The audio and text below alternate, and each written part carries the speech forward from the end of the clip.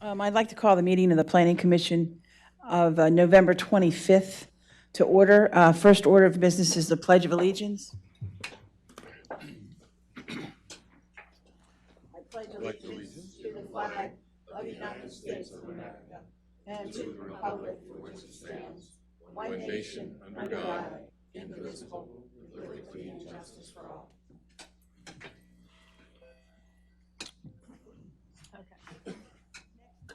Item is the approval of minutes. There are two sets of minutes here. One set of minutes is from our closed session. To those first, are there any additions or corrections to those minutes? I would move to approve them as submitted. I'll second that. It's been moved and seconded that we approve the minutes of the closed meeting on September the 30th, 2019. All those in favor signify by saying aye. Aye. All those opposed? Minutes are approved. And just so the public knows, the minutes will not be on the website. There will be a description, a brief summary of what we can say on the website, but the minutes for the closed session will not be there. The next item is the minutes from the meeting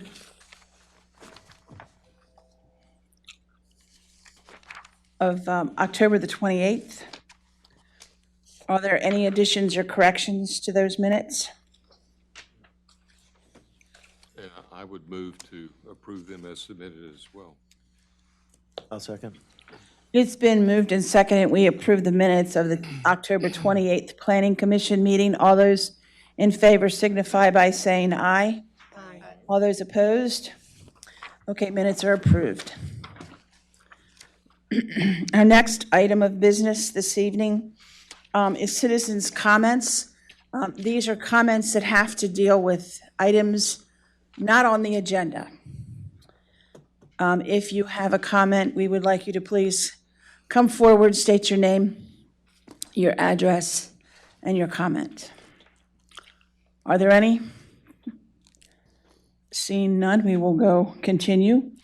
We'd like to hear from our Carroll and Frederick County planner. Our Carroll planner, Mary Lane, is not here. Is there a representative from Carroll County?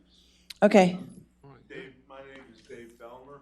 Mr. Bellner, could you come here, please? Sit. The microphone right there.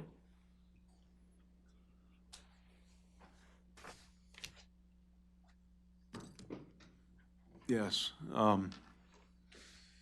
Dave Bellner. Okay. Welcome. I'm the new Carroll County planner. Okay. Oh, excellent. Thank you. Yeah. I'll be working with Mount Airy All right. Great. on planning business. Super. I look forward to it. And so do we. I've read the vision plan Okay. that Mount Airy put together, and it's very ambitious, and I think it's a good way to go. Could you give us a quick summary of your planning background? And Well, experience? I'm originally from the Baltimore area. I graduated from Towson State University with a degree in geography and environmental planning. And I worked for the State Highway Administration as an environmental specialist, obtaining permits for state highway projects. I then worked for the Maryland Department of the Environment, reviewing applications for projects which impacted wetlands, wetland buffers, floodplains, that kind of thing. I then went to KCI Technologies for a year to work on the Little Patuxent Parallel Sewer Interceptor, an 11-mile sewer interceptor. And the Maryland, I-95 at Maryland 24 interchange project And most recently, I've worked for Howard County Department of Planning and Zoning as a plan reviewer, reviewing subdivision and site development plans. Okay, good. Yes. So that's my background pretty much. Great, thank you and welcome. Thank We look you. forward to seeing you. Thank you very much. Yeah, Yeah. we had one for a long time and now we've had, okay. Our first, we need the Frederick County planner, Tim. Yeah. I'm sorry. Welcome. Thank you. Good evening, Planning Commission members. I have a handout to give to you this evening, then I'll describe that. It's the, thank you, John. It's the implementation plan after the adoption of the Frederick Master Plan, which is this is a copy that I'll give to the town. It's nicely bound, so it's an attractive document. I'll give that to John for the town to have.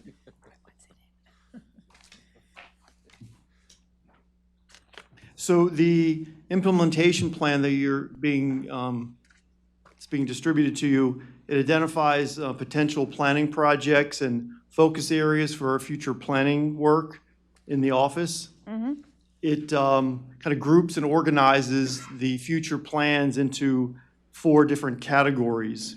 And I'll list those 4 categories and give you examples of plans that would fall under those categories or headings. One is the elective plans, we call it. Those are primarily county growth areas or corridor plans. An example of that is what's currently underway, the Maryland 355-85 redevelopment plan. We're calling it the South Frederick Triangles, or the Frederick Triangles. The other category is what we call functional plans, like our green infrastructure plan or our agricultural infrastructure plan. We've identified those 2 elements.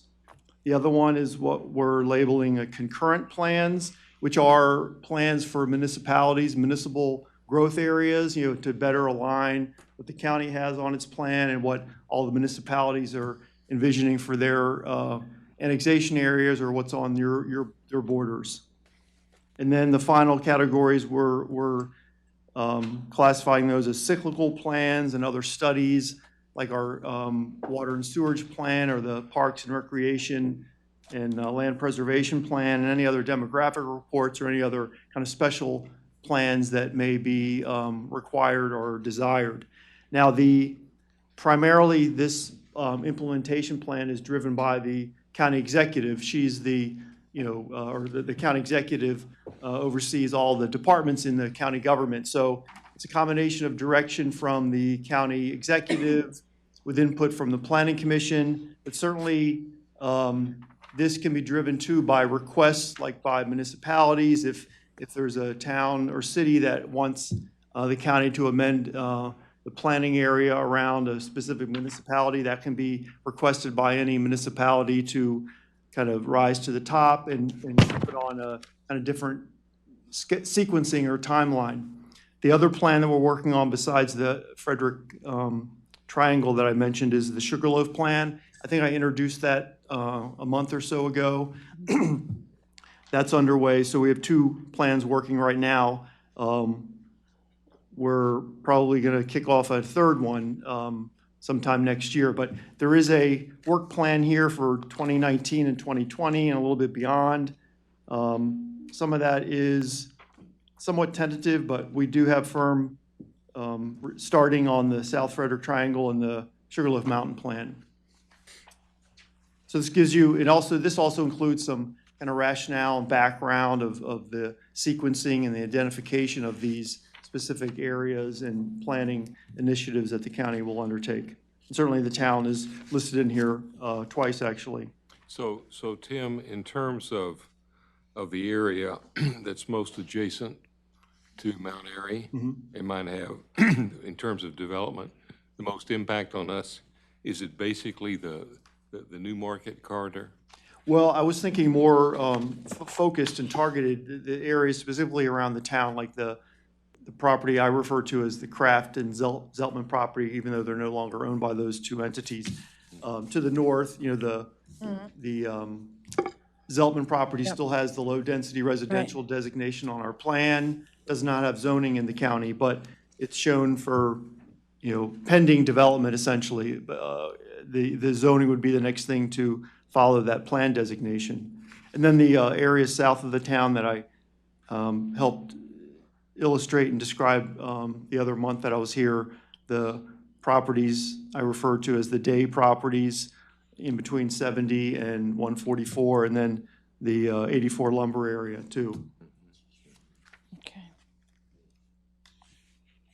All right. So I'll leave this with John. So this is the town's copy of the livable. Okay, Frederick. thank you so much. What do you see as the time frame for implementation of this? Well, we've already started, sir, with the Frederick Triangle Plan and the Sugarloaf Plan. So those are the first plans that arise after the adoption in September of the Livable Frederick Master Plan, which is a county-wide document. And these are, following accessory plans to that. Did that answer your question? No, I wanted to try to be a little bit more specific than that. Is this a 5-year, a 10-year, a 15-year? Yeah, so this will be reviewed every year. And this first iteration of the implementation program just followed the adoption of the Livable Frederick Master Plan. So every year this will be scrutinized, updated or revised with new plans initiating, or how that whole process works out. Okay, so you're really doing something that's more detailed than the 10-year renewal of a municipal master plan, which is the time frame that most of the state is on now. You're attempting to do this in a more frequent basis. Well, I would say the overall county plan, which the Livable Frederick is, that's on that 10-year state cycle, but these are more the smaller plans, the more detailed and targeted plans besides the larger county approach. Okay. Any other questions? Tim, if you wanted an extra copy or two, how would we go about getting another copy or so? Online, and then actually on the Livable Frederick Master Plan website, there's a link to where people can order the plan. It's a $40 fee, not through us, but through the printer we had. Wow. But the county's supplying the plans to all the municipalities. Thank you. Thank you. I will also mention that at the Maryland Planning Commissioners Conference, we did the first year we did recognitions of different planning areas, and the Frederick County planners were recognized for the Livable Frederick and for the job that they had done. So congratulations. Thank you. And then at the Planning Commissioners Conference, our Planning Commission members were recognized also for their input and work on the Livable Frederick Master Plan. Yeah, that's what I'm Okay. that's what I'm meant. Okay. Yeah. The planners were recognized also in. Yes, they were recognized. We did both staff, we did both professional and volunteer recognitions. Thank you. Thank you. All right, thank you. Okay, first, for introduction and discussion is ordinance 2019-12. It's the APFO open space. Possible changes to the town code sections 25-5 and 98-23. This will go, we will be doing a recommendation to the town council after discussion of the ordinance. I will mention that on November the 14th, we did have a workshop on this ordinance and one of the other ordinances. Thanks to those who attended. It was it was an excellent workshop, especially for me. It cleared up a lot of questions and a lot of issues that we had so that we could go forward, I think. If you look, you were handed two of the things that were requested at that workshop, the map, and if anyone wants to, excuse me, if anyone wants a copy, they're on the table.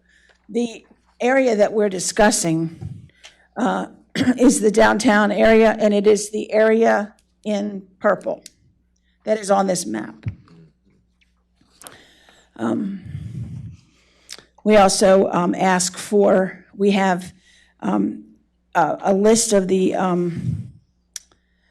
different properties and their sizes, because when we put this formula that is in the ordinance, when we had put it to a property of 5,000 square feet, we found that they would only require 250 square feet of open space.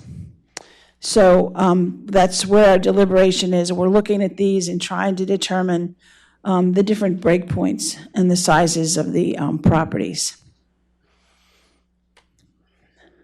Tom, do you have any other thing to input?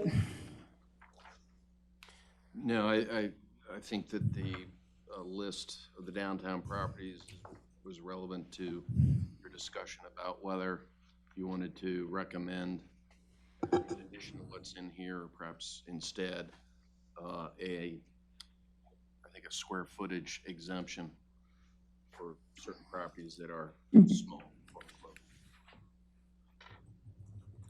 Does anybody, any of the commission members have any other questions?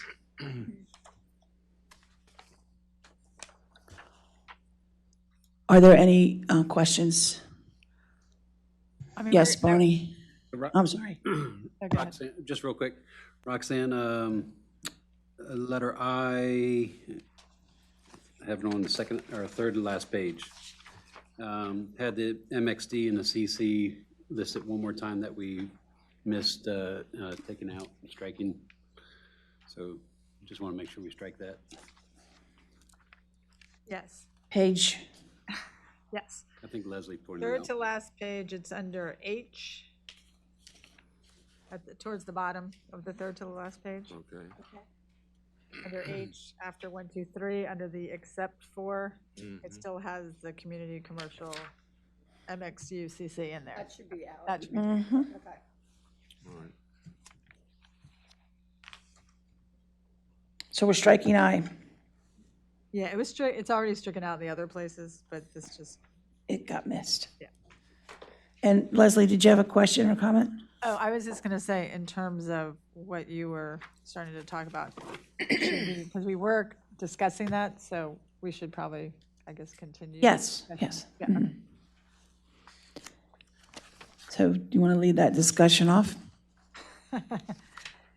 Well, the discussion had to do with, I mean, the people who were here know, but a couple of people weren't here. So that if it was, so this is just for the downtown zone, and whether or not the open space requirement, whether the requirement should be waived or reduced if the property is 5,000 square feet or less, because it's what, if it's 5,000 square feet, then it's 250 square feet of open space. Right. So that was the discussion. So, So that looks to be about a quarter of all the quarter. properties. oh, yeah, I mean, I there's think it's about not, 25% or so, yeah. maybe less. Maybe less. It looks to me here, there's one, two, Well, there's the first, I mean, the thing is, like, when you're, first 10. yeah, I mean, there's some of them are really small, like under 2,000 square feet and less. Yeah, first 10. You know, as I mentioned, I think, am not inclined to totally waive for 5,000 square feet, maybe under 4,000 square feet, but I think that you can have some useful green space. Of course, if it doesn't have to be green, then it doesn't matter. But I had just mentioned, like, walking through parking lots and having actual walkways, or, just like something like that, or a little, what do we call that, a pergola, is that it, Pam? Didn't we say some word like that? With a bench and a tree, I mean, I just don't see why you want to, if it's, Right. if it's such a small space, then it doesn't hurt them either, Right. to have a little place for people to sit or something. Now, under 4,000, I don't know, what's that calculation? That's probably, what's 5% of 200 square feet. 200, I don't know. So, 10 by 20, 10 by 20. a decent sized office, yeah. It's like a small bedroom in a townhouse or, no, no, I'm sorry. I'm sorry. oh, yeah. I'm thinking 10 by 9, never mind, 10 by 10. That's Well, it's 10 by 10, so, but yeah, it's. What's the size of Pocket Park? Park. I mean, Does everybody know where Vest Pocket Park? it is, yeah. I mean, that's sort of what I think of when I think of that That's size. Like, more than, is that, That's much bigger than 10 by 20, yeah. that's what I thought. even the inner part where the pergola is. Right, Like, I mean, so- the whole park obviously is bigger, So, but. so let's step up to the next red line, which is basically 10,000 square feet. What would that look like? 10,000 square feet would be, I'm sorry, 500? About 500 square feet. You're saying that the recommendation would be to say anybody either under 10,000 or under 5,000? No, we never discussed 10,000. We didn't discuss, we're just, They're not, yeah. Not have to. Potentially, yeah. So I would say that kind of the purpose of this is to encourage the infill development in the downtown zone. So I would not be against considering something higher than 5,000 as exempt. as exempt. well, I think there are two considerations. We're landlocked for the most part in the downtown zone. We're fairly boxed in. So we don't want to be overreaching in terms of these requirements. On the other hand, open space is a critical value that we want to support. I'd rather reduce parking. So this question of, where we establish a cutoff, I mean, that's appropriate. I'm not sure if it's 5 or 10. I don't know. I was just telling some other folks, I was down in North Carolina and I went to this pre-planned area that was this whole community, and it was so well done. And they had so much green space, and it just made you feel like there was a whole 3-block area where the center of it was nothing but green space and the shopping was around it, but there was really big sidewalks, so there were benches out there with trees, and and when I think about, and this was it was outside of Chapel Hill, so it was just, it was absolutely beautiful. And I just think about how we could do this here, and I think that green space makes a difference. So I'll continue to support. You can put a tree somewhere, anywhere. Well, and in our discussion at the workshop, we found out it does not necessarily have to be green, correct? Right. Yeah, doesn't have to be green space. Nope, Yeah. this was pretty brick area too. Okay. I mean, so it- All right. Yep. Does anybody have any thoughts on where they feel? I mean, Pam's given her thought. Does anybody else have any thoughts? Should we exempt up to 5,000, up to 10,000? I'm trying to think of the value added of open space, a 10 by 20 open space on someone's property. Like, what am I gonna do there? Is there a bench? What are we envisioning that this piece of land is gonna contribute? Could be lots possible. I already gave my examples. Lots. I think about just the area that sits in front of the Italian restaurant and this down here. That's open space. It's not even necessarily green, but it allows people to gather, to meet, and to come together. And I think that's nice. Yeah. So I think what we're talking about is some kind of exemption. We're just arguing back and forth the square footage that it should be. There's about 50, if I counted right, there's 50 properties, is that right?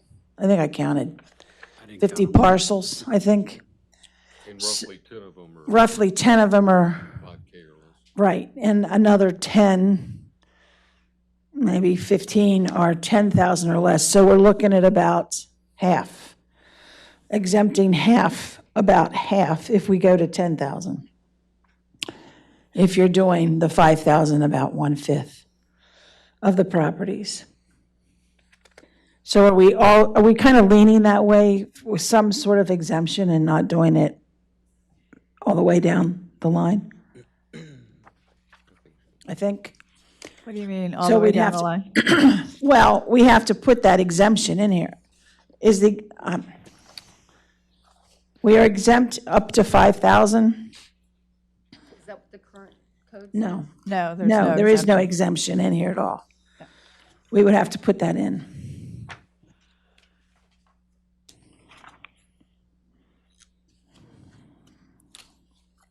Do I hear any motions, any thoughts?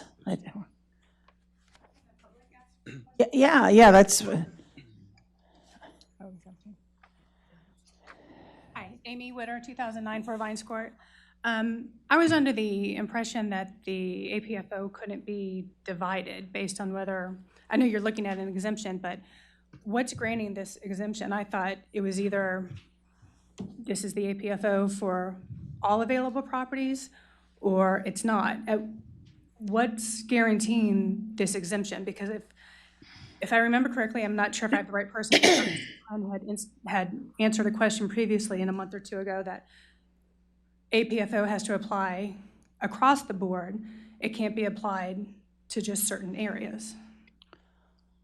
this is true. It applies to residential areas. Okay, This is a mixed use. okay, And we're trying to figure out where this fits in, honestly, is what we're doing. okay. Yes, when you have a residential property, you have definite APFO considerations. Schools, fire, water, sewer are all part of that consideration. And the property, the developer, or the property that we're looking at has to meet all of those, has to meet whichever requirements we have. As far as a commercial property, they don't have to meet, there is no APFO. What about for mixed use? Well, Roxanne, what? go right ahead, Tom. Okay. The opinion that I've given is that the way the APFO is currently written with respect to open space, it does apply to all properties that would introduce new residential development. That doesn't mean the APFO can't be changed. And that's what they're weighing right now, is a change to the APFO that would loosen that up to allow certain properties within the DTZ to go forward with development even though they could not meet the open space requirement for a waiver. Got it, okay. Thank you. I was just confused by the standard APFO. Well, I understand it's the downtown. Only in zone. the DTZ is what we're Right, talking about. but I believe the meeting from 2 months ago dictated APFO was across the board and you couldn't differentiate by zoning, hence the DTZ versus, say, Harrison-LaShire or something like that. I think that was something that was brought up a couple months ago, so just wanted to check. Okay, thank you. Thank you. You're welcome. Thank you. Good questions. Yes, Tom, Ron?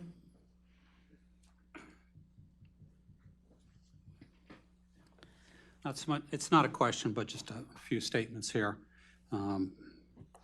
That I believe the intent of 25G and Parks and Open Space is to provide an openness to the town or a density of development that's acceptable to the town. The intent should not be to apply Chapter 9823, which is what this ordinance is proposing, to the existing open space or provisions. These are provisions for new residentially zoned development. Town requires all residentially zoned development to record open space, thereby ensuring townwide density or openness in the town. Even though they require dedication of open space, they exclude this space from the open space computations.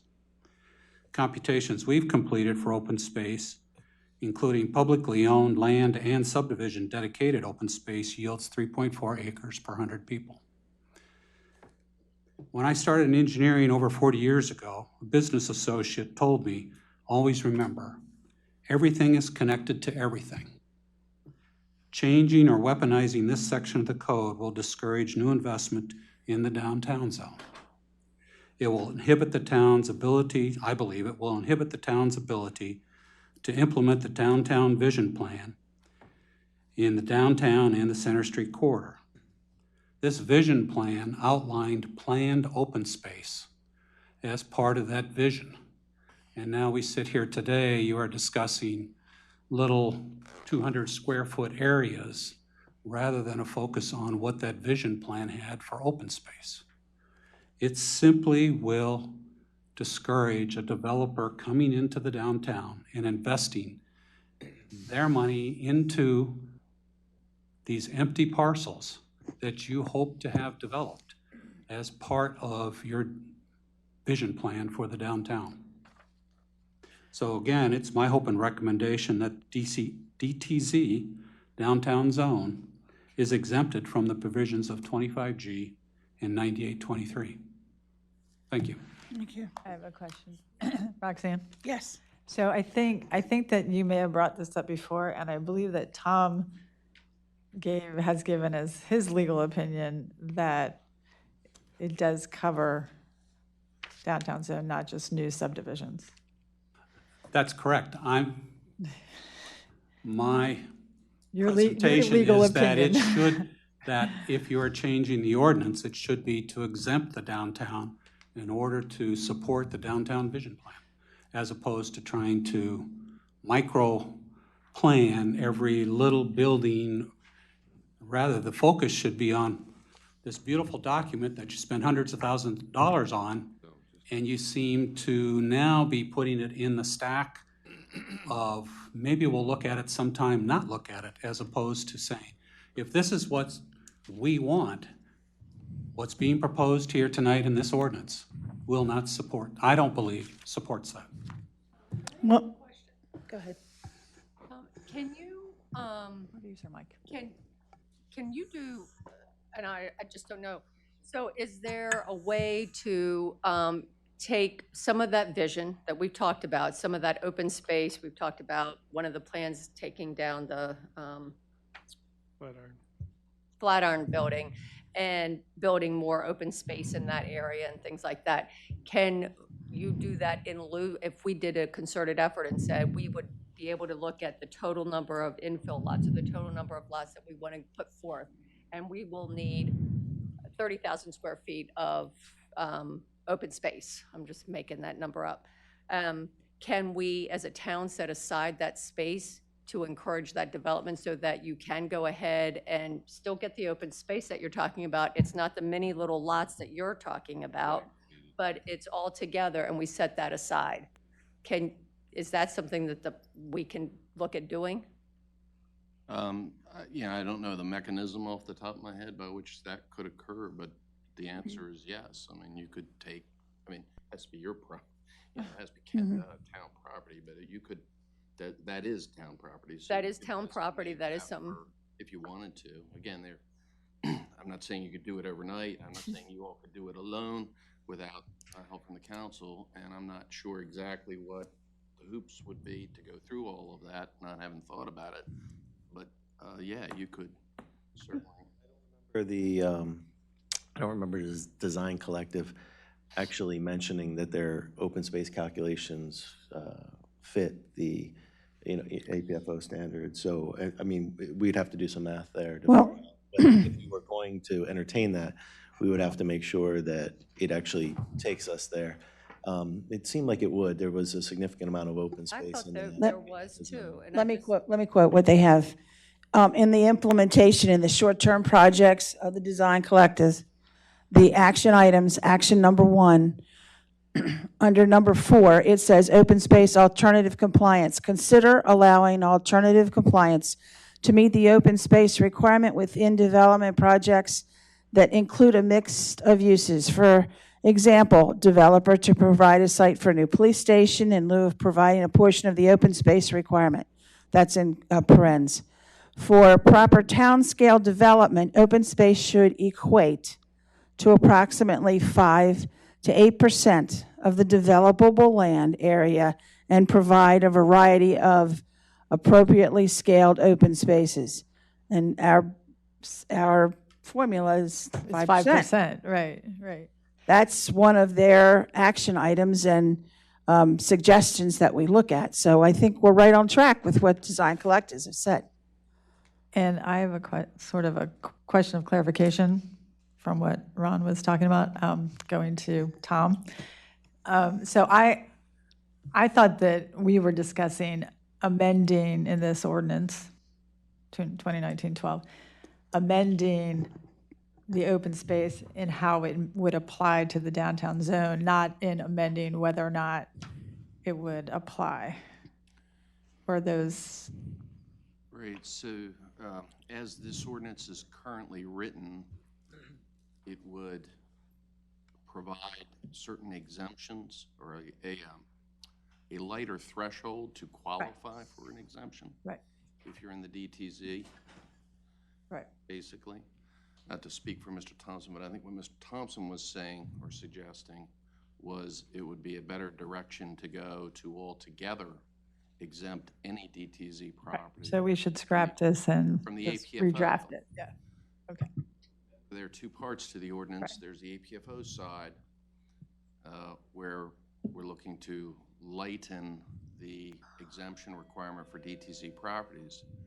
But then there's another part, the way this is drafted in 98, that changed 98-23, that imposes an open space requirement to the DTZ, whether we're inadequate or adequate, wholly apart from.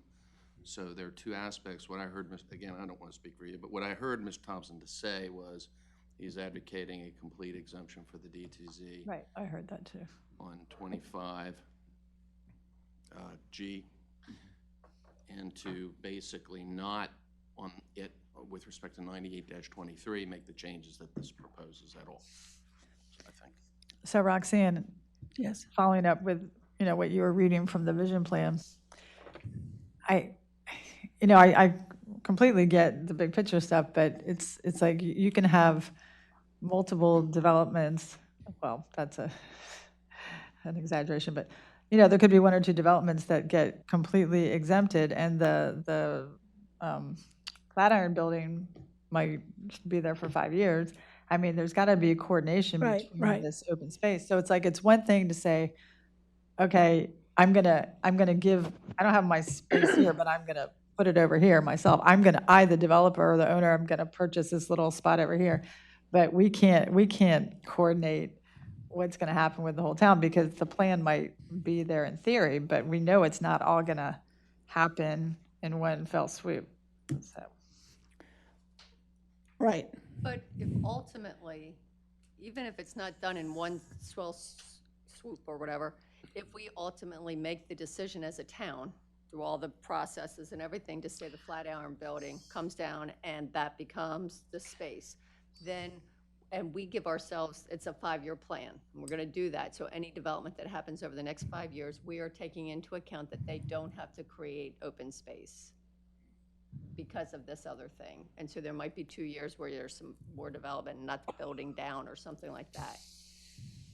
And so then they're doing like a fee in lieu Correct. of the green Correct. space, for the open Correct. space. Yes. Well, I tend to favor that because our existing downtown area is very landlocked, and it's space challenged already. I don't want to impose, as important and valuable and appropriate as we feel open space is to the further development of the town.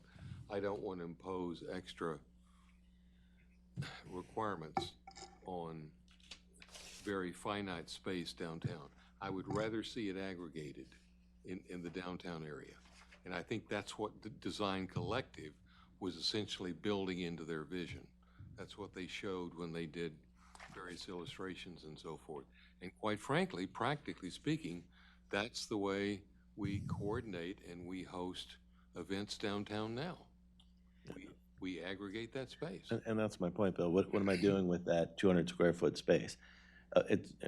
I'm not sure what I do with that. And if it's in front of a store, am I just going to put my blanket down and have a picnic?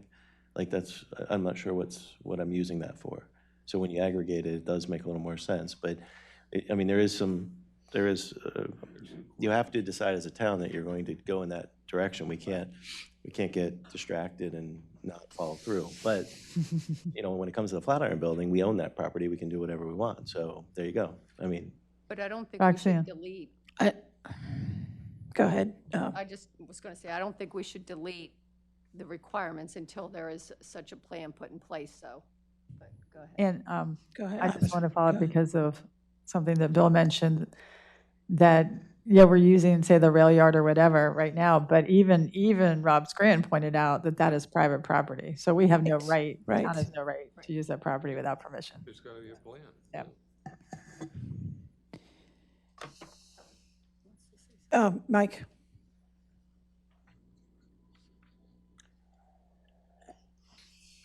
So by using such a property like the Flatiron Building, it has a finite amount of space that you could trade off, like giving credits and Right. stuff like that. Aren't you setting yourself up for another kick in the can down when you figure all the properties that are 5,000 or 10,000, whatever, feet or less, you'll get a big rush to develop some of them to take advantage of the Flatiron credits. What are you going to do with the rest of them? You're going to Well, and we can't, I mean, we're not just talking about the Flatiron credits, but I see, I understand your, I see what you're saying. No, I understand. you're just going to be back to another problem and keep some people. Right, I agree. well, we may not be in that state because if we can continue to develop outside of the downtown zone, we should be in a state of non-deficiency, right? I mean, I would think that we would be out of the deficiency if we were to progress. So I see this. Well, we're in this pickle because of the deficiency. You want to explain again the two different things? The APFO doesn't apply unless we're inadequate. So if we're adequate, then the APFO is not an impediment to development. And so, you know, if we were to get to a place where we've acquired more parkland, let's say, hypothetically, across 27, you know, and that brings us to adequate, then the APFO is not a bar to. The open space ordinance still applies, right? Yes. Regardless of. Yes. Right. 98-23 would apply to properties to which it currently applies. Right, okay. Which is residentially zoned or properties that are used residentially by means of special exception, as it's currently written.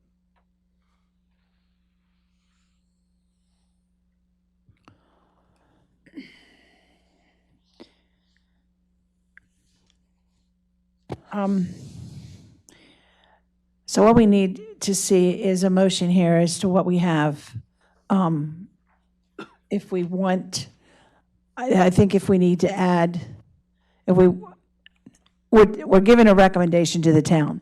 So are we going to recommend as it is? Are we going to recommend exemptions, or are we going to recommend just totally taking it out altogether?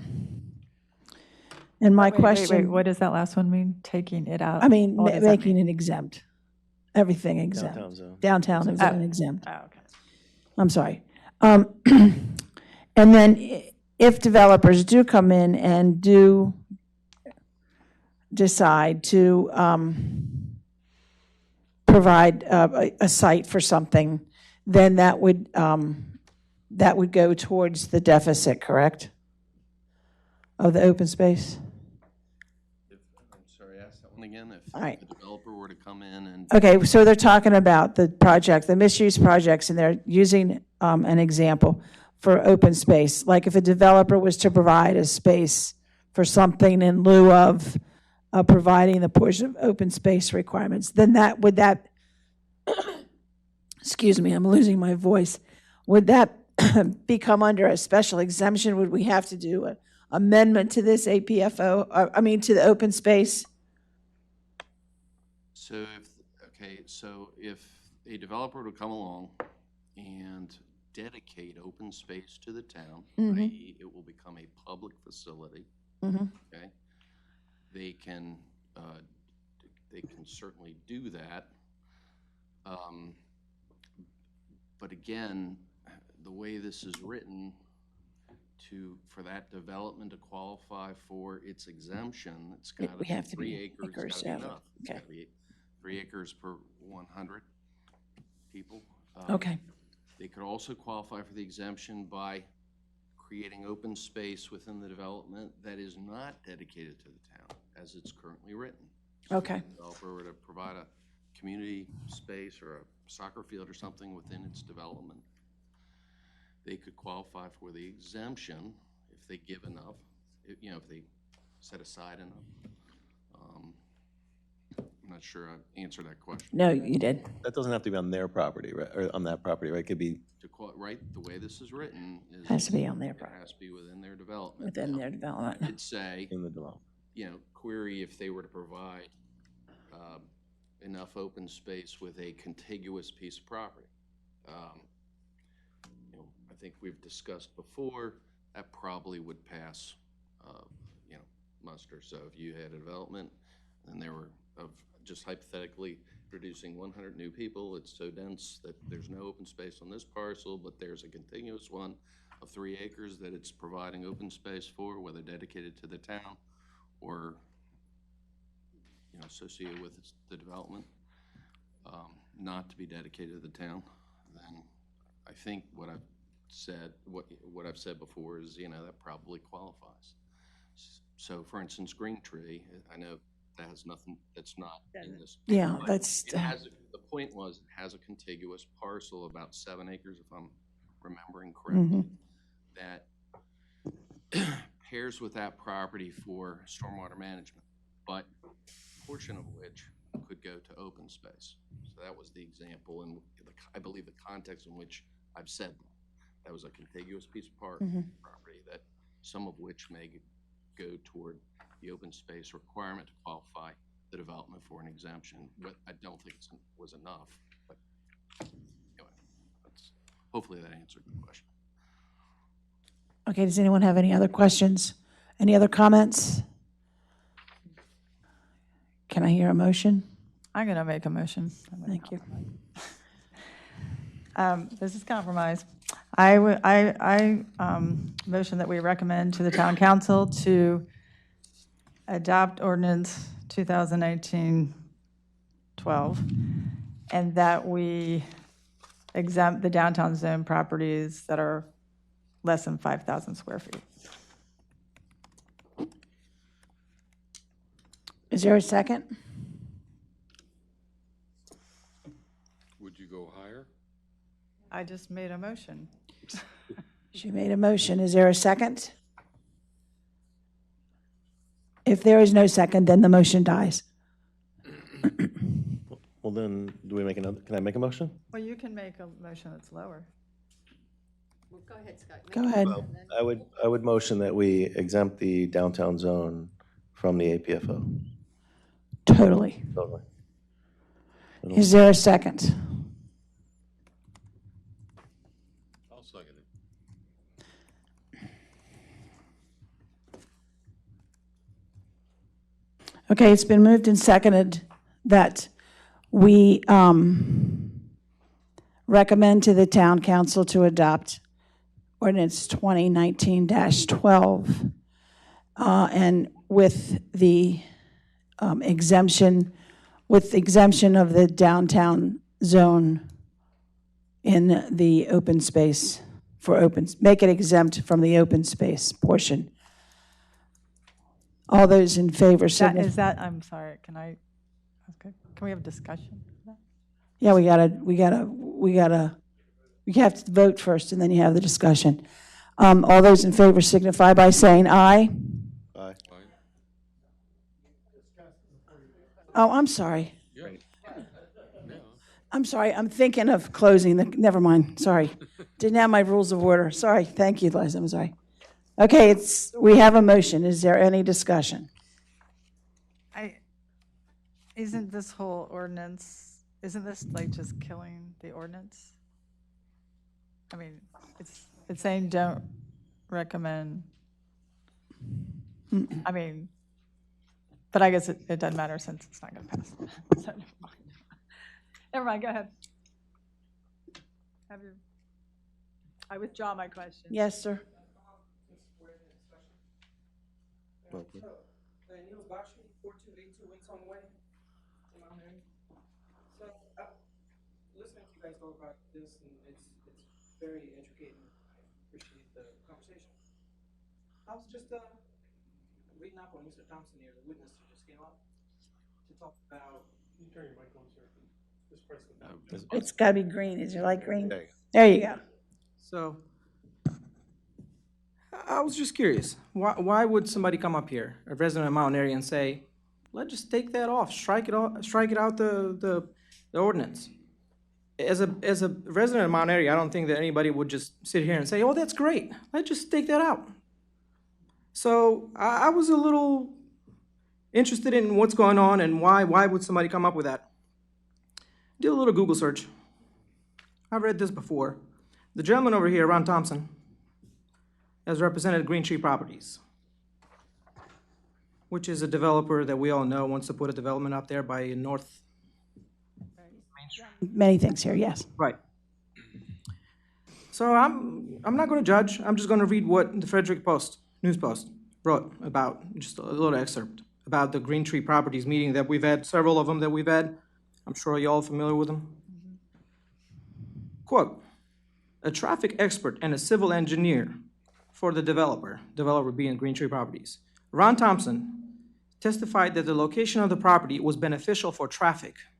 For anybody that knows anything about the area, there's nothing beneficial about bringing in a development that is going to add 170-some condominiums or whatever they are, plus mixed use, and somehow adding more units is going to improve traffic in an area where traffic is treacherous, right off 27, where we've had several fatal accidents in the area. So that's going to improve traffic. So the later part was my color commentary. This development proximity to Route 27 actually provides a lesser traffic impact to the town street system, Thompson said before he was drowned out by laughter from the crowd in this very room right here. Afterward, he finished his statement saying that the traffic impact would be lesser than other potential mixed-use developments in the core of downtown or commercial development. So when you guys sit here, and you've seen most of us, come up here and make arguments, you should consider where they're coming from and why they're making the comments that they're making.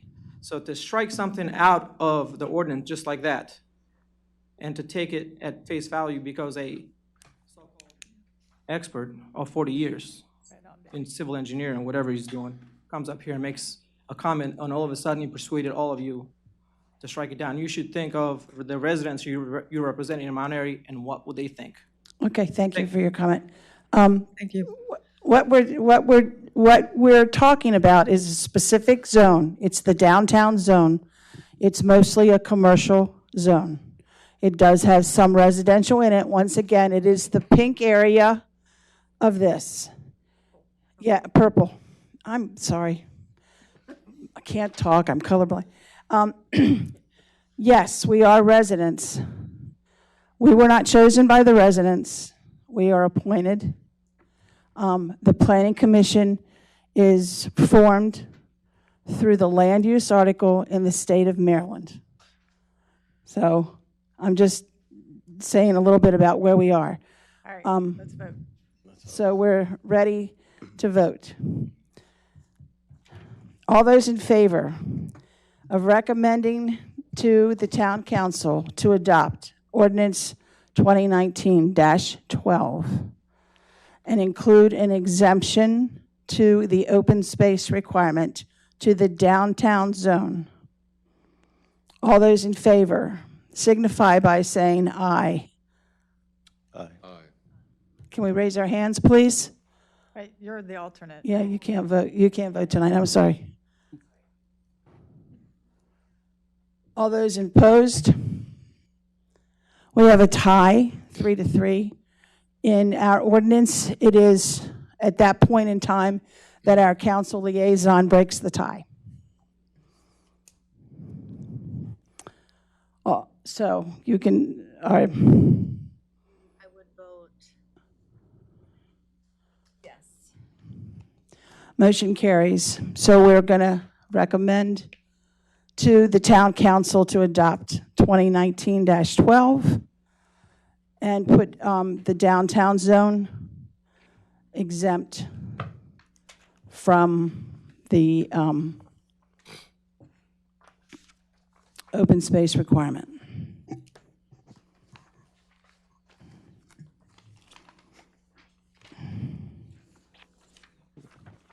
Next on the agenda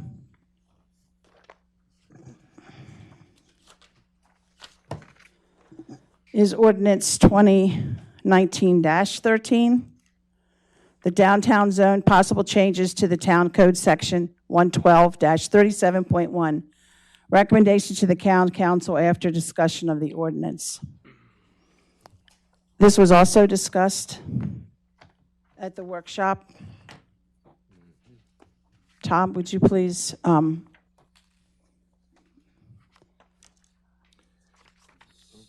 Just give us a breakdown of, summary. yes. So this ordinance proposes to do a couple of things, but mainly what it proposes to do is to, in effect, partially undo the text amendment that passed in 2016 that allowed for purely residential development in the DTZ for those DTZ properties that are not located on Main Street or Center Street.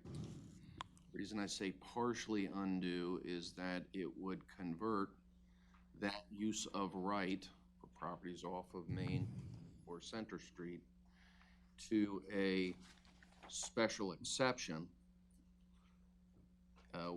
that could be approved by the Board of Appeals, subject to two conditions. One, that any structure constructed must not exceed a maximum height of 2 stories or 24 feet.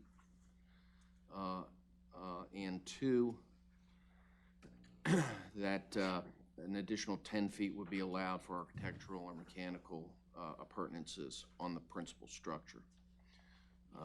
Those are, at least as this is written, the only two conditions.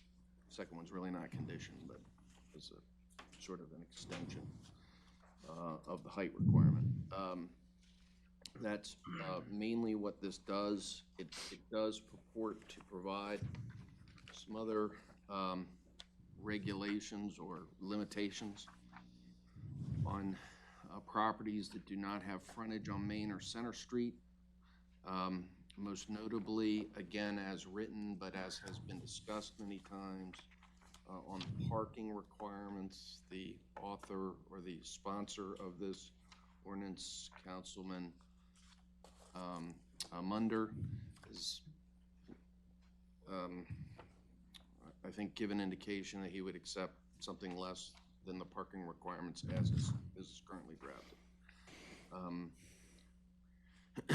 It also goes on to impose the following limitations on developments in the DTZ along Prospect Avenue, that the main ingress and egress must be direct onto Prospect Avenue and designed to accommodate the anticipated amount of traffic that will be associated with the development. Developments in the DTZ which do not have frontage on Main or Center Street that contain a residential component must have parking spaces equal to the number of bedrooms per residential unit plus 2 extra spaces per residential unit, in addition to the parking requirements set forth in 112.7 as would be amended by this ordinance. That developments, again, without frontage on Main or Center Street shall not impede or unduly interfere with the free flow of pedestrian traffic on a public path or right-of-way. That's what this ordinance proposes. Any discussion from the commissioners?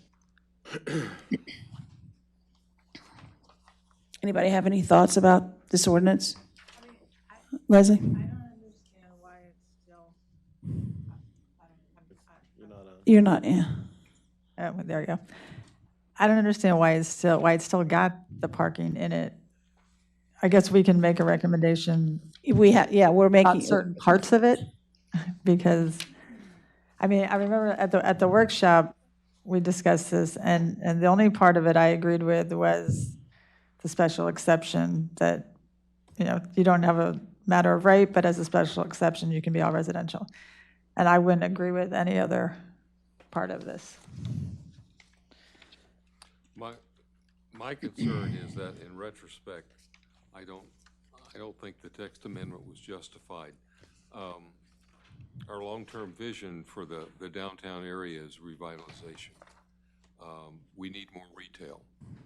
We need more retail revenue to counterbalance the high reliance on residential revenue. It's not sustainable unless we get more retail and commercial balance in town. I don't see setting aside an MXD or a mixed-use opportunity on our first floor that's helpful in that regard. We have an APFO when it comes to, unnecessary and improper impact that I think takes care of itself. But in retrospect, I don't see that the text amendment really is appropriate and supports other values that's in our vision. From that standpoint, I'd set it aside. We have other concerns when it comes to parking, and yeah, I'd be willing to revisit those and maybe come up with something that was more appropriate and more practical. I think that a lot of us had kind of decided that we should kind of go back to the original ordinance of 2016-23. So in order to do that, Tom, do we just make a motion to not give a favorable recommendation to the town council? Well, you certainly could do that. What you're talking about is you like some of it and you don't like other parts of it together. So the motion sounded like a motion, or could be a motion, that you would move to recommend that the town council approve this part. But before we make, sorry, Tom, but I don't want to Frankenstein this thing for the next 5 years to get it. Like, if there's one part of it that we like, what are we doing? There's 9 parts that I don't like. So I don't want to keep sending it back and forth and Frankenstein it to something that is not necessary in the end. What, the thing that is necessary is, I don't know what you want to call it, rescinding the text amendment. Right. That is important. Right. So we But want to do that. There's 9 times more No, other stuff. I know, but we need to do that. So, and we probably need to do that through this process. Is that correct? Because this is what's before us. You have to provide a recommendation. I mean, I guess you could provide no recommendation. Right. Your 60 days would be up, and it would be, without a recommendation, the town council could act. All you're doing is providing a recommendation on what's before you.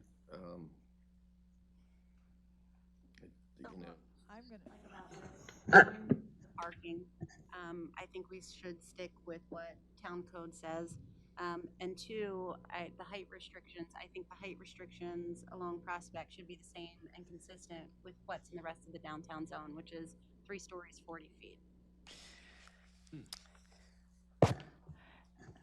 Yeah, I mean, that came up as well. Well, then I will make a motion that we recommend to the town council that we rescind the text amendment 2016-23, and that we do not recommend the balance of this proposed ordinance. I second that. It's been moved and seconded that we recommend to the town council to rescind the ordinance 2016-23, and that we send a not favorable recommendation to the town council concerning ordinance 2019-13. For the balance. of it, Balance. because- Yeah. Balance of it. Balance of 2019-13. All those in favor signify by saying aye. Aye. All those opposed? Okay. Point of clarification, was the motion to rescind it and therefore there would not be a special exception? That's how the motion I was heard the actually read, and the reason is because of the limitations in the special exception. That's kind of what I got from that end of the table. And I think that that's probably what most people agreed with. So yes, it is at this point, that was the motion, yeah. Was that everybody else's understanding? It's mine, yeah. Yes, sir. Oh, man. Point of order. Since there currently is an active project before the Planning Commission that is using that special exception, does that then extinguish the special exception in which site plan has been submitted on and is under consideration? Which special exception? Which project? Well, this hasn't been passed yet. This is in the proposed.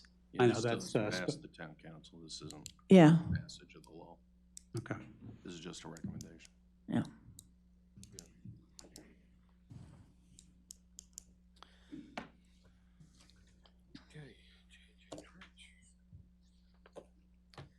All right, the next order of business is the concept site plan for J&J Trash, S-19-0010 Twin Arch Business Park, Lot 18A, site development plan for storage of a dumpster and trucks for dispatch and servicing of fleet vehicle and company headquarters.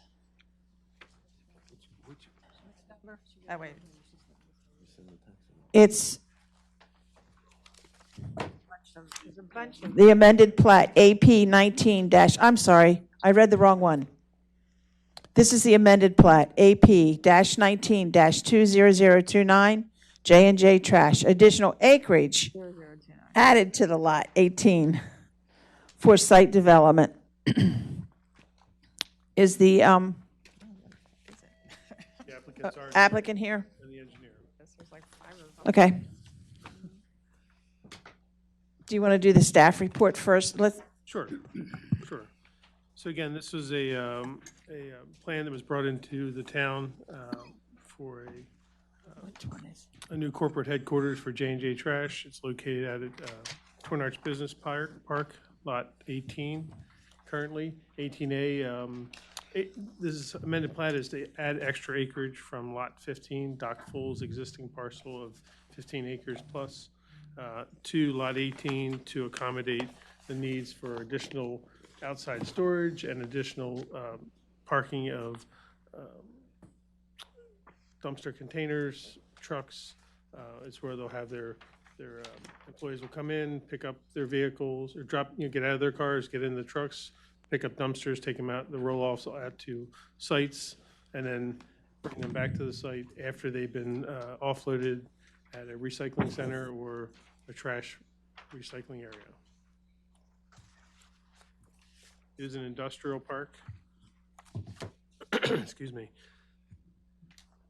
Again, located in the Twin Arch Business Park. This lot was recorded back in 2011 as a 1.25 acre parcel, recorded in Plat Book 54 at 120. Again, we have a concept site plan in front of you as well that we'll be voting on for the specific J&J Trash improvement of the parcel. Is this an expanded parcel, what it was originally? The amended plat is to add extra acreage to Lot 18. Bill, it's really hard to hear you. I don't know if your mic's on or. He's not close enough. I wasn't close enough to it. Yeah, that's what I thought. Yeah, you weren't picking up. I saw something on TV last night briefly, and you were not picking up at all at our workshop, Bill. So you got to start talking into your mic. Whatever. Yeah, whatever. as Bill, whatever. Okay, let's just concentrate on what we're doing, please. Do minutes. It is difficult. But anyway, so that's basically the staff report. The, Okay. you know, the applicant's here to ask any questions.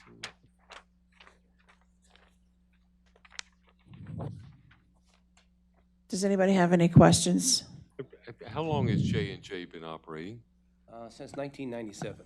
And how long have you been servicing local needs? I want to say 2015. Okay, is it on the Carroll County side or the Frederick County side?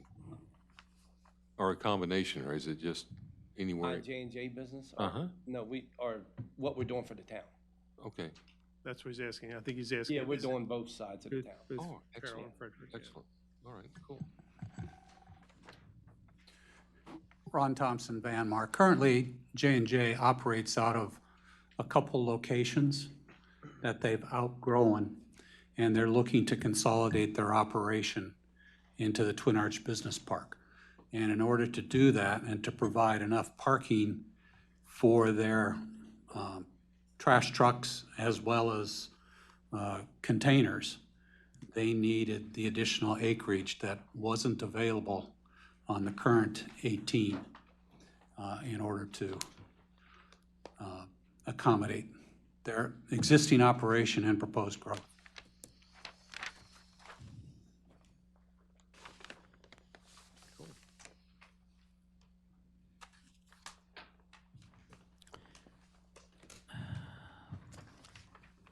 My only question, and this is with no knowledge whatsoever, but I've been hearing a lot of issues about parking back in the Twin Arch area. Well, there's like disputes between the residents and the townhouses and some dance studio. And so is this going to have any additional impact?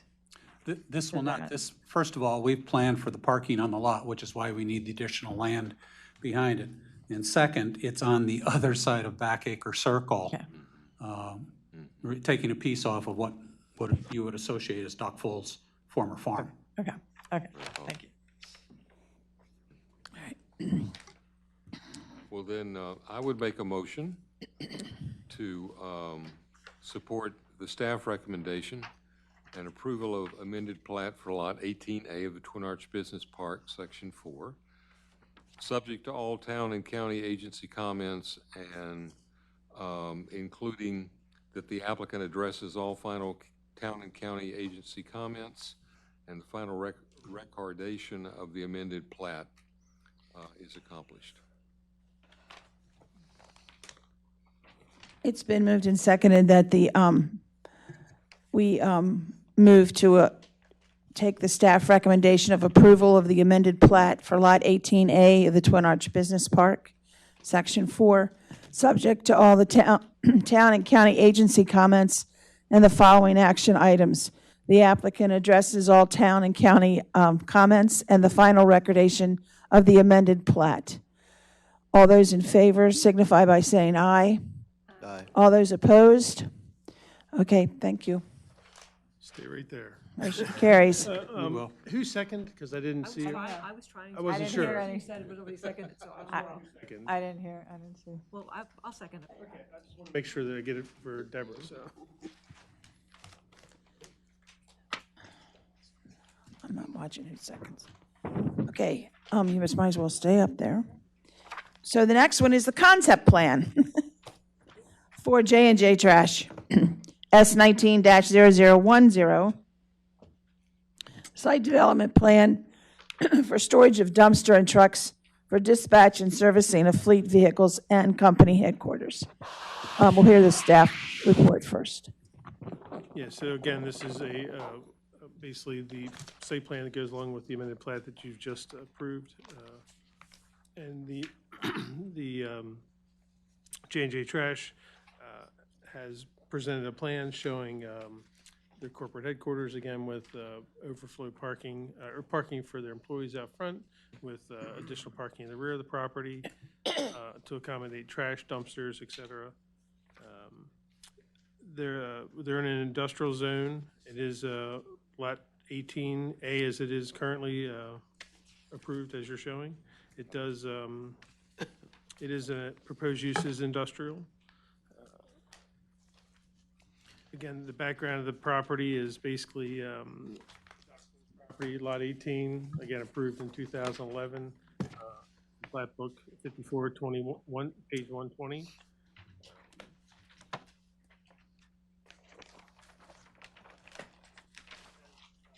Been presented to the town for review and comment. Currently, all staff, town staff agencies have granted approval based upon the recommendations in the staff report. And we have also currently received all concept approvals from all of the Carroll County agencies. It also has met all the current public APFO requirements to meet town standards. Do you intend to fuel the vehicles? On site, not at this time. Okay.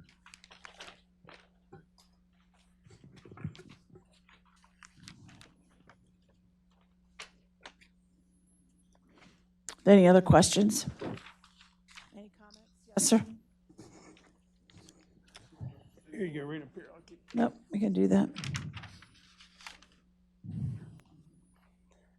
Gary Fry, 4021 Twin Arch. Couple questions. I haven't seen where lot 18 is. I'm assuming it's on the inside of the circle there. Okay. What's the provisions to keep any pollutants, anything, trucks that aren't for service, so fluids, but also any trash from going out, leaving the property? Well,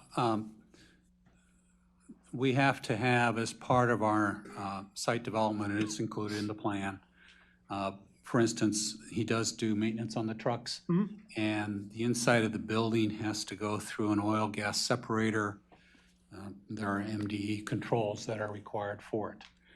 The trucks themselves come back empty at the end of the day. There's no trash stored in the trucks overnight for when they leave early in the morning.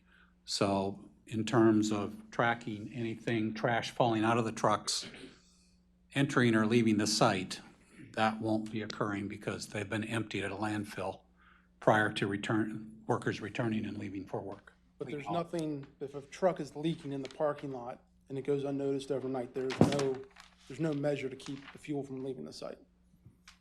Well, I don't think there's any measure in terms of, in any parking lot, if something leaks. The only thing I would say is because of the impervious area that we have, and because it is a vehicle maintenance and truck parking is considered under MDE hotspot, which I think is a little too restrictive, but nevertheless is. We've had to design the site so that there is no seepage into the ground itself. For instance, our stormwater management of the trenches is lined with impermeable filter so that things do not seep into the ground. Good to know. Then the only other thing I wanted to address, I saw in the report, it talked about egresses in through both Aaron Lane and the road that goes by Century by Tractor Supply. I know the residents in the townhouses have been very adamant that they don't want truck traffic in front of that neighborhood. So that means that the trucks are going to have to go into Aaron Lane where there's no dedicated left turn lane off of Twin Arch. I think there's potential for accidents and a safety hazard there. I think that we anticipate that the trucks will be using Aaron Lane because it is, of course, away from the residential neighborhood, but also the time of period when the trucks move in and out of the site. They leave about 4 o'clock in the morning when there's not really any traffic on the road, and they're returning by 3 o'clock in the afternoon. When school buses and people are coming home from work. No, it's before the peak hour hits, or you get all of that. So I don't anticipate any type of traffic impact. But I do think it's worth noting that the plan's being conditioned on both being used, so the neighbor's screaming at it, well, they can't come down this way. This plan was based on both being used. So, that's all. So it sounds like we need to make a recommendation to Streets and Roads to look at this as well. Well, what's the additional contribution of vehicles coming out of there now? If you're gonna, I mean, how many more vehicles are we talking? Well, the peak hour trip would be 11. And how many are now? At the site? From that site, it's a vacant site. Increasing, or is it remaining? We're adding 11 adding. trips to the peak hour. It's under your APFO threshold. Right. Okay.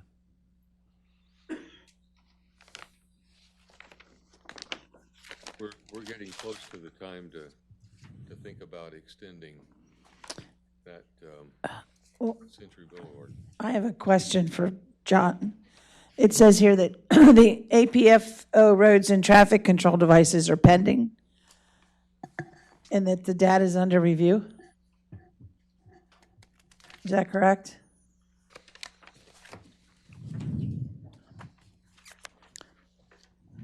Yeah, I don't think we actually did hear back from the Streets and Roads. Because again, ultimately, that portion of Twin Arch Road is in the county, where Aaron Lane comes down, if I'm not mistaken.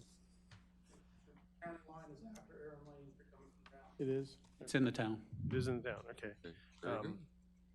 Again, this is one of the items that could be addressed prior to the final plan. I'll reach out to them at their next meeting. I'll present the plan to them. But I think it's important to note that we're well under that threshold of traffic impact. The town considers a traffic impact. I think it's 25 Okay. trips. It's 25 trips, yes. Is there any other questions? Yes, ma'am. Okay. Carl Munder, excuse me, sorry. Carl Munder, Town Council. One question, Scott, as Mr. Commission Member Sergio did ask about the number of trucks daily, which was one of them. So you're talking 11, you're consolidating. Are you expecting any growth beyond the 11? I mean, it's hard to say, but. Yeah, usually. Let me clarify. Traffic is measured by what occurs in the peak hour, which is 11. Now, that is the peak hour when you have the most traffic on Twin Arch Road. We have up to 31 parking spaces. So there will be more trucks entering and exiting, but not during the peak hour when you have all of the traffic on Twin Arch Road. Zero traffic on Aaron Lane, zero traffic on Backacre Circle. So it is not. Okay, no, I'm not, I mean, my second question wasn't about the traffic. It was just wondering the number of trucks that was total coming in and out. The second question, what would be the hours of operation in total of the, like, because servicing, because obviously the peak, you open early, say 3, 4 o'clock in the morning, allow the drivers, allow the trucks to get moving, returning trips, 2, 3, whenever the runs are done. But do you anticipate night hours? No, not at Fixing. all. We're usually closed by 5 o'clock. Okay. Just. The office stays open from 8:30 to 5. Okay, but how about the yard, the servicing yard and everything else? We have no nighttime workers at this time. Okay. Just checking, Yeah, because no, we don't want people complaining Yeah. about noise. Okay, cool, thank you.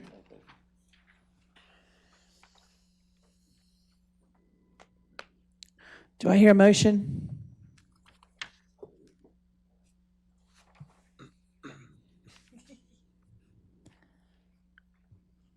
Oh. Make a motion. You got it, Scott? I do not have it, but I like what I'm hearing. 8-6. Great, I was on it. I will motion that we recommend approval of the concept site plan for Lot 18A of the Twin Arch Business Park, Section 4, subject to all town and county agency comments and the following action items. The final recordation of amended plat AP 0017, Twin Arch Business Park, Section 4, Forest Conservation Extinguishment, EHJKL, and lots 8 and 9A.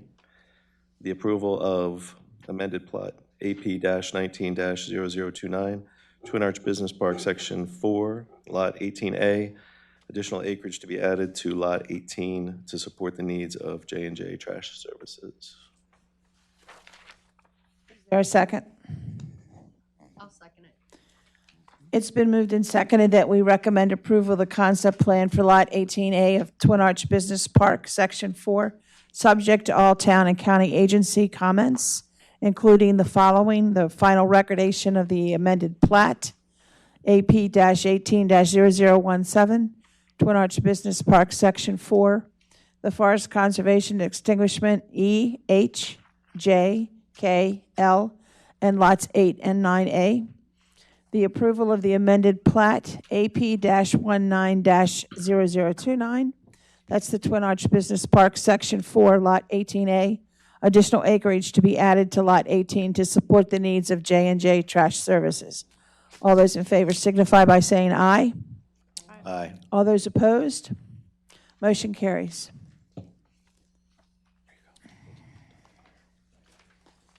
All right. Thank you. Thank you.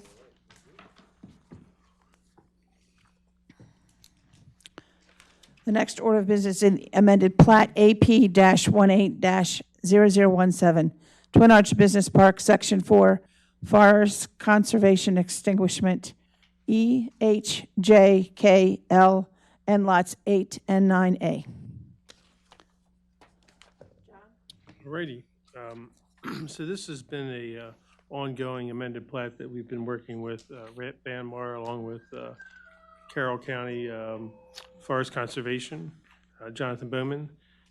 This was basically to offset, to extinguish some of the easements that are across Lot 8 or across 15, which is Doc Fool's property, which is a portion is where this 18A is going. There's other plans that are under review currently that are within this easement. So the recordation of this easement is going to have to be required prior to any final approvals for any of those plans that are in the process currently. The overall easements were sort of scattered out through Doc Fool's property and adjoining parcels. And I think we're almost at the finish line, right, Ron?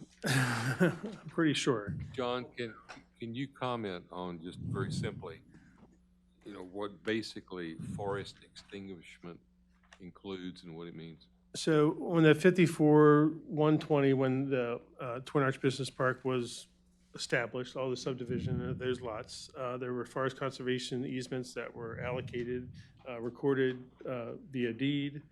And so these extinguishments are to remove those extinguishments by plat and by deed they're basically relocated to another parcel, either on-site or off-site inside Carroll County. So the reforestation will still take place, it just may be in another area. Look on the bottom of the plat, we have, in the purpose note, describes exactly what we're doing and where the easements are being purchased. And Ron might be better to explain exactly what he's proposed. When the preliminary plan was completed, I forget how many years ago, oftentimes forest conservation was proposed in the inside of stormwater management parcels, and there are a lot of little so-called fingers of forest conservation, not very wide, but really, and some left on the lots, which are incompatible with the proposed development. Working with Carroll County, we've relocated forest areas. Previously to this, we actually had an area inside of Brittany Manor that we allocated for forest conservation, and most recently have done off-site purchase of forest banks within Carroll County to secure forest within Carroll County.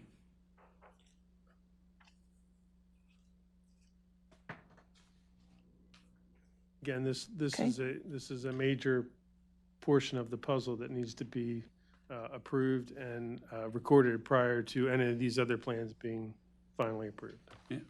Part of this also is a cleanup exercise. Part of the forest conservation out there has been approved. When Bowman started doing his inspection, he said, whoa, some of this just can't, like the forest inside of a stormwater management, I'm not gonna allow that. So it precipitated into this huge accounting equation with the county to ensure that we were taking care of the forest requirements of the industrial park and bringing everything to a point that can be measured now into the future. Ron, I believe, I know what this looks like. This is at a low point of that property, right? Those trees probably aren't going to fare very well in that swamp anyway. No, well, everything now has been planted in terms of the I've seen required it, forest right. conservation. And it is now, and it's, I can't remember whether it's 2 or 3 year that they have to do, be measured. I guess where I was going with that is that if that forest doesn't fare well, what value is it? And I'm trying to, I mean, I look at it, I'm all for the reforestation that's over there. But the way I looked at the property, I was walking my dog there today. So when I looked at it, I was like, wow, that's a lot of great tree plantings, but it's going to be covered in water. And I'm wondering, do you get the sense that all those... Well, we hope that they all survive, and you have species that are picked for wet soils, which we have a lot of in that low area, trees that will thrive in wet soils, and then you have to pick trees that will thrive in not so wet, the higher slopes of it. In the end, what is measured is at the period, I think it's 3 years. I think it's 5 years, I think is the, Whatever it is, I think it's 5 we have to years. have 70% of the stock actively growing in order to meet the requirements of forest. That way, then the forest will regenerate itself as it grows when you have that 70%. So there's always, I don't want to say there's a plan, but there's an expectation that not all the trees will make it due to weather. Now, Doc Fold does it differently. When he does it, he selects the mix. He makes sure it's not some contractor coming in to do it. He does it himself, so I would expect a higher percentage of survivability. Okay. And there's bonding that's held in that for also in Correct. case to replace any kind of, whatever percentage dies off, there is bonding that we're holding currently for replanting. That's the one bond that can't be, I don't believe is lowered as each year goes by. You have to wait till the end. Thank you. Does anyone have any comments, other questions? Seeing none, do I hear a motion? I'll go ahead and make a motion.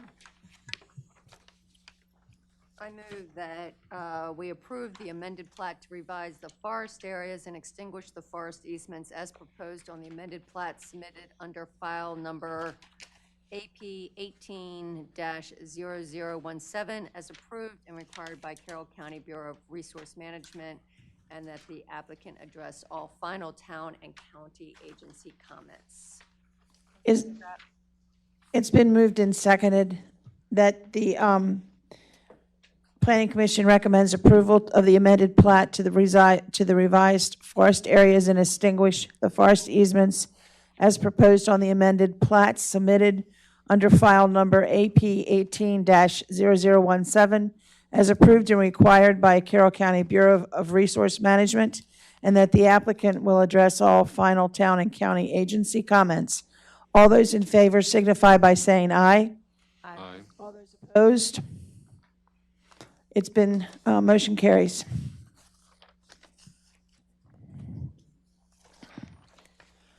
Stay right there, Ron. Oh, I am, I'm not going. Yeah, Ron, just, that's your permanent seat. Okay. Next item is the final plat, F-19-0053, Twin Arch Professional Park, Section 2, Lot 15, Plat 13. So this was a subdivision that occurred, Twin Ridge Professional Park, Section 2 was approved in 2011. And at that time, the preliminary plan was approved. And as they've been going along and oh my gosh, brain fart. Go ahead, Ron. The preliminary plan was actually approved around 1991. Okay. With it, and then the first plat ended up getting recorded in about 1996. It was probably your first industrial park subdivision within the town. It is the park on the west side of town along 144 there. There used to be a large tile store, the brick buildings along the edge of 144. That's the industrial park that leads up through there. Oh, It's completely opposite side from Twin Arch Business Park. So that's why it's such an old park. Most of the lots were recorded. There were about 4 lots remaining. You have another one tonight, lot 23, same, where the developer, Lee Development, is wishing to record both 15 and lot 23. The other 2 remaining lots most likely will be absorbed into an adjacent lot on some development that they're looking at within the commercial industrial park. Any questions? Comments? Seeing none, do I hear a motion? Madam Chair? Yes. Just one note in terms of the recommendation, that if you're going to read off the recommendation, that number 1 should be amended to say, the understanding that all stormwater management on lot 15, the words on lot 15, need to be added because the regional pond is actually recorded to be maintained by the town of Mount Airy. Okay. And the same with the next one? Yes. Okay. Do I hear a motion?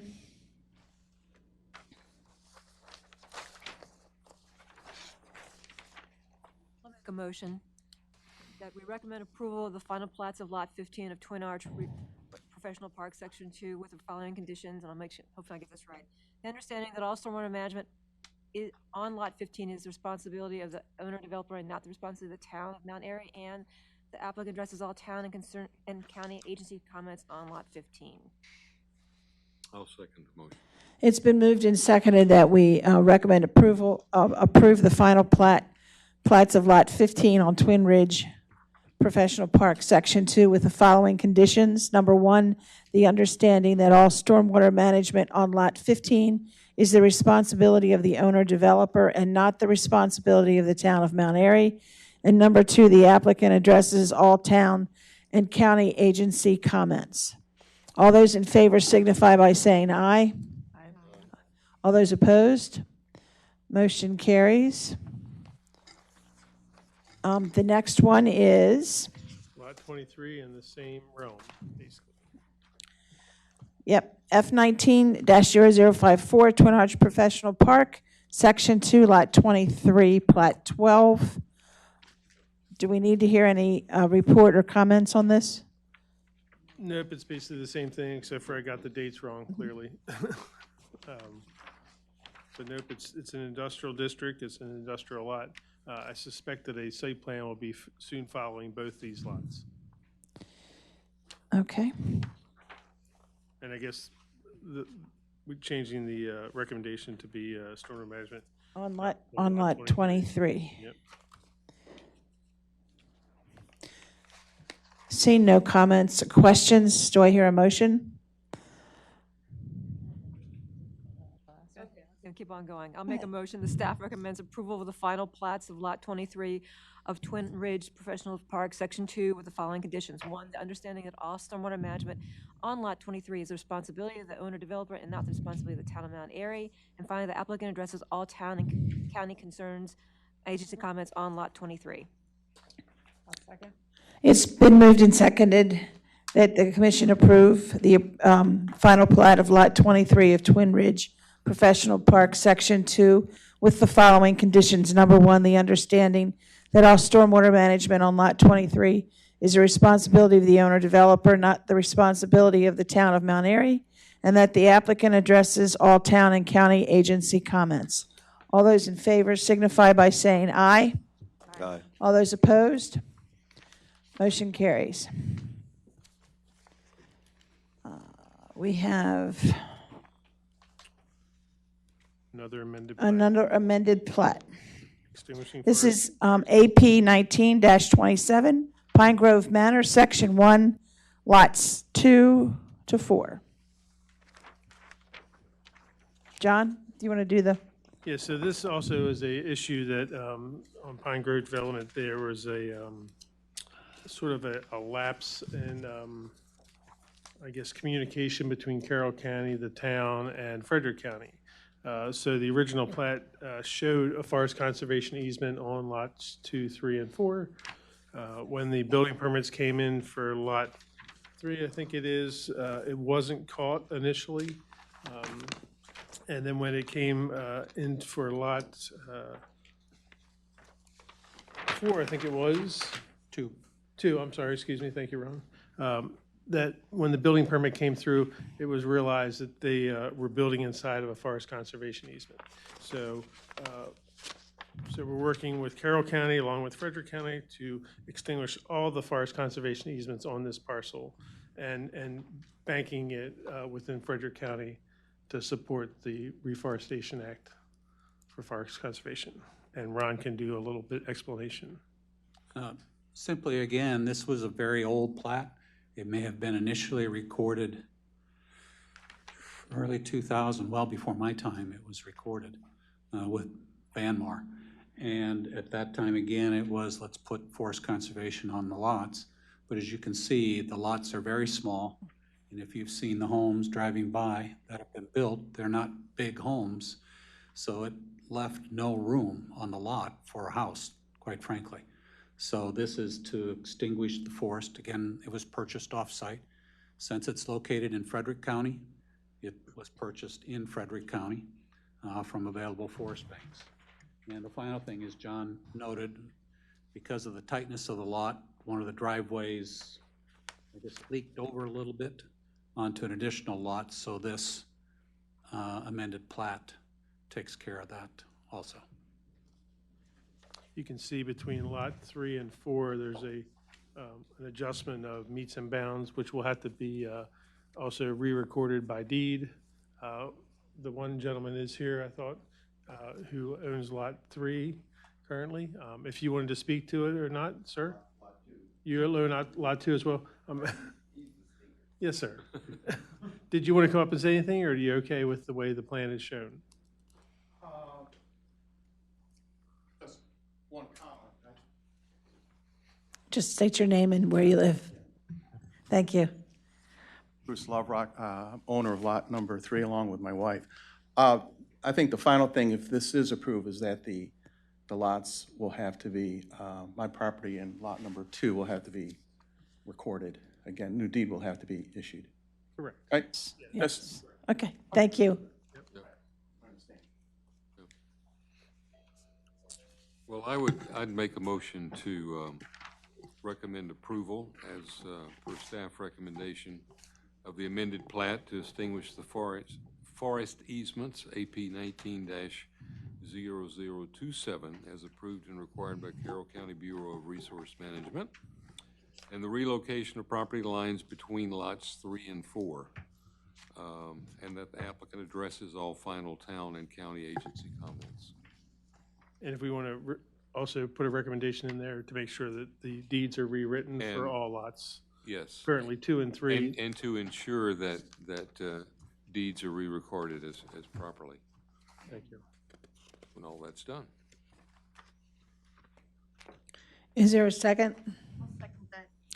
It's been moved and seconded that we approve the amended plat to extinguish the forest easements of AP 19-200, AP 19-0027, as approved and required by the Carroll County Board of Resource Management and the relocation of the property lines between lots 3 and lot 4. Also, the applicant addresses all final town and agency comments and that the deeds are re-recorded in the proper proper counties. All those in favor signify by saying aye. Aye. All those opposed? Motion carries. Thank you. Thank you. Thank you. Here they go. Next is the future items. John? Yeah, future items, so we have a site plan that'll be coming in soon. I'm not sure if it'll make the January Planning Commission, but a special exception for a restaurant lunchroom was inside a complex that is, I think, if I understand, it was 3 different joint ventures in one building, and then Ron, of course, is the engineer on this, so he might give a better explanation of the project than myself, but. Just briefly, Lot 16A is going to be developed by Priority Install. You see their work all over town. Every time you see a police cruiser drive by, they put all of the decals on fire engines, police cruisers, commercial trucks. That is their business they've outgrown. And they work with a company that actually manufactures them. And they're like 2 little companies. And yet they've outgrown their space and need a lot more space, which is why it's going to be called 16A. But also that they also have someone who has a lunchroom diner that would like to relocate with them. And when you look at the industrial park, where do people go to get a bite for lunch? Right Let's there, get in the right down car, pollute the air, be non-environmental and drive around to a drive-through, whereas they could walk across the street or they could get a little exercise. And this is something where you can get breakfast. They don't intend, I think we've kind of written it not to really be nighttime restaurant, but it's really a type of restaurant diner to serve an industrial development. Could be used by any parcel in there, the way that we've written it, but they've got a specific need or Will it be centrally located there in the back circle area, or? It'll be, I guess the 16A will be like a T building. You know, up front, the smaller, and then the priority install stretching all the way back. Consistent with Doc Foll's requirements, there are no garage doors located looking onto the street. He does not like that look. They're all on the side or the back. That's when you drive through there. Okay. All right, thank you. The next, future item is that the next Planning Commission meeting will be January the 27th. We will not have a December commission meeting. And the next item, according to our rules and regulations, do I hear a motion to open the floor for nominations for chairperson for the Planning Commission?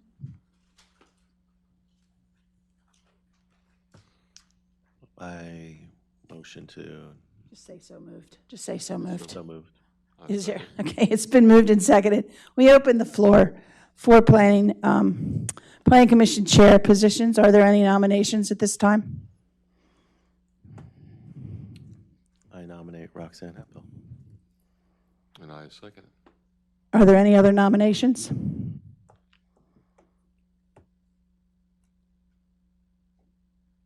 We have a motion to close those. So moved.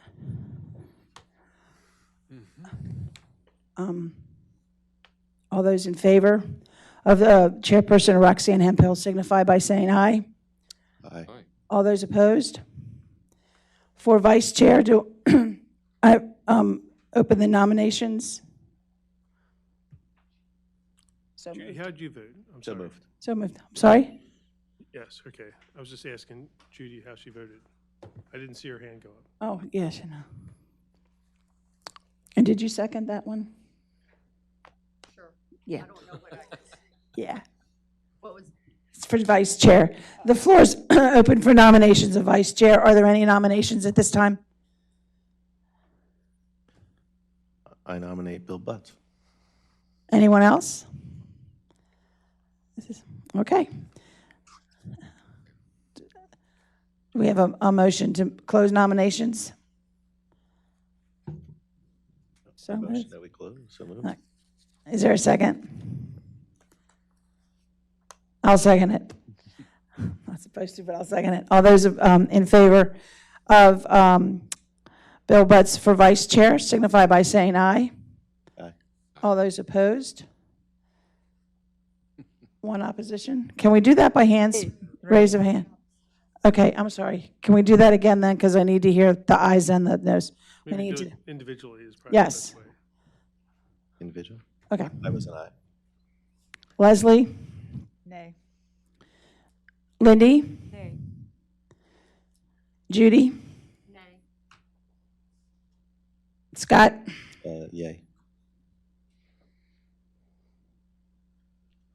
Roxanne? Yes. Do I get to vote? Yeah, he gets the vote for him. Bill, I'm sorry. You said- Ooh. I'll vote for me. Okay, we have a tie at that point in time. The tiebreaker is the Councilwoman Pam I vote yes. for. Bill Butts. Okay. Congratulations, Bill. Before the movement to adjourn, I would like to, excuse me, wish all my all the council members a happy holiday. Happy holidays, good Thanksgiving. Happy holidays. And a prosperous new year, since I won't see you until January. And also those people, the residents in the town and those that do sit in on our meetings, we appreciate you, and we all wish you a happy and wealthy, prosperous new year, and we'll see you in 2020. Do I hear a motion to adjourn? I motion we adjourn. And seconded? Second. That we adjourn the meeting. All those say aye. Aye. Aye. Those opposed? Motion, meeting adjourned.